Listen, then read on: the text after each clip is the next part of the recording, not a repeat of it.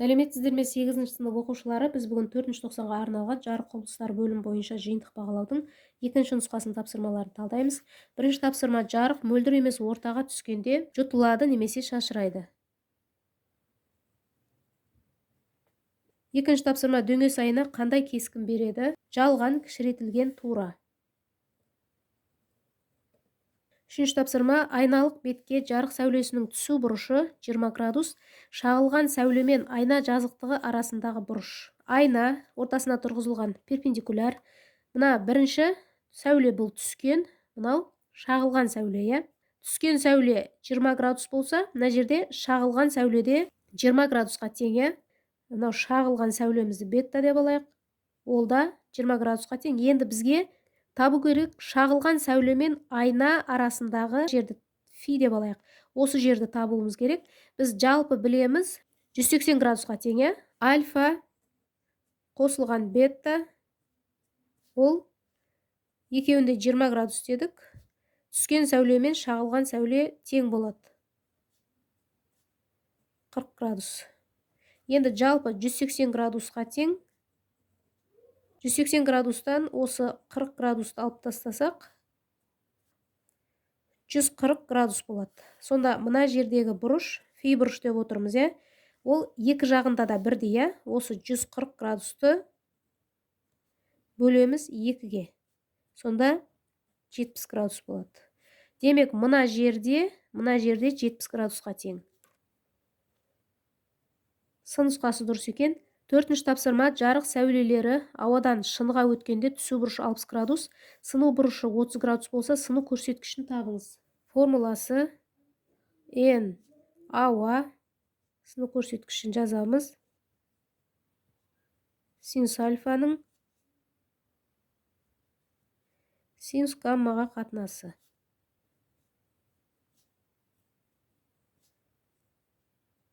Синус альфа 0,1866 бөлінген синус гамма 0,15 тең 1,173-ге тең. 5-ші тапсырма: дене екі фокустан тысқары орналасса, кескінге сипаттама беріңдер, кескінді сызыңдар. Мына жерде екі еселенген фокус аралығы, одан тысқары орналасқан дене.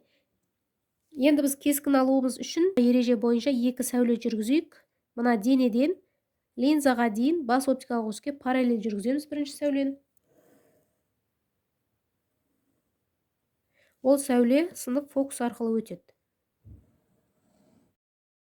Екінші сәулені центр арқылы жүргіземіз.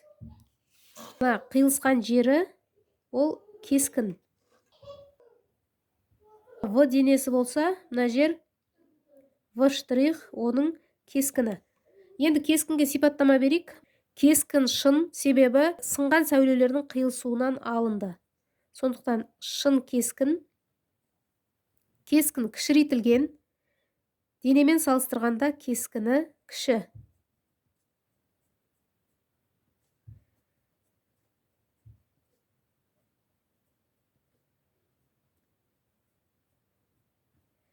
Кескін төңкерілген. Дене жоғарыда, кескін төменде. Сондықтан төңкерілген.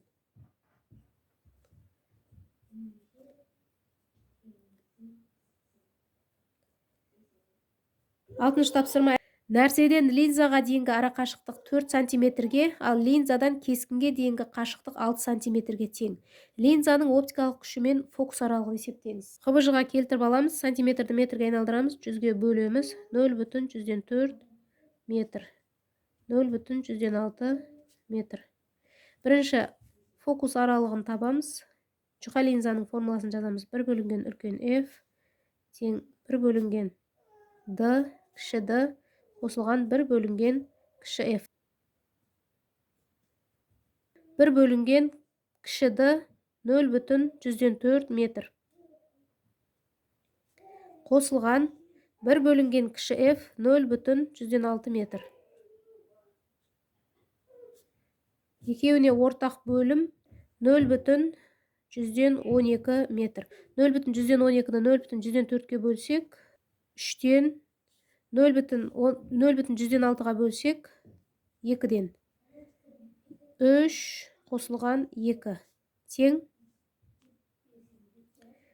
5 бөлінген 0,12 метр. Енді осы жерде F-тің өзін табатын болсақ, бөлшектің орны ауысады. 0,12 метр бөлінген 5 тең 0,24 метр. Енді оптикалық күшті табамыз. 1 бөлінген үлкен F ол 0,24 метрге тең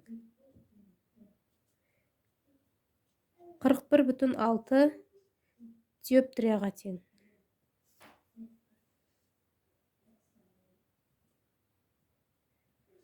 Жауабы фокус аралығы 0,24 метр, ал оптикалық күш ол 41,6 диоптрияға тең екен.